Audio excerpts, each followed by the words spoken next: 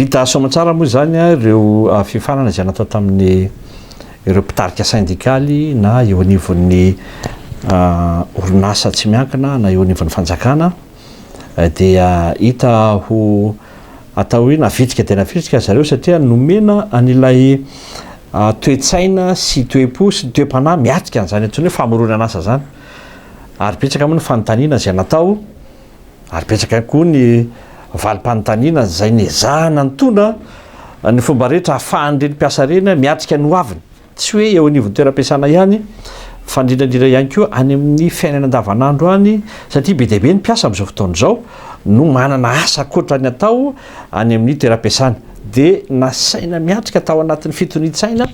nasaina miatrika izany famoronana asa zany ao anatin'ny fandehanana lavitra na ny hoe fijerenany vision ireo mpiasa ireo ny zavatra tsikatra koa tao anatin'izay dia naminy hoe mangeta ety izy ihany mbola hitohizana ary za moa dia ambetiteniko foana ny amin'ny hoe manana zavatra be deabe azo mena ny tanora ny vahoaka ny vehivavy eto Madagasikara tsika raha momba an'izany antsona hoe asa izany ary heveriko fa tena zava-dehibe ho an'ny fiaina malagasy ny resaka asa tsy azontsika atao ambany zavatra io satria io ny fiainantsika ka na ho an'ny efa manana asa zany na ho an'ireo tena mbola sahirana mitady asa na ho an'ny mpianatra dia heveriko fa fotoana izao hanararaotanareo an'izany fiofanana na formation mikasika ny famoronana asa zany ary nahazo tombo sady moa zany tamin'ny asabotsy teo ny ireo mpiasa eo anivon'ny orinasa sy ny mpiasa mpanjakana mino fa raha ny resaka ny fanaovanareo tamiko dia mangataka ny tohiny izy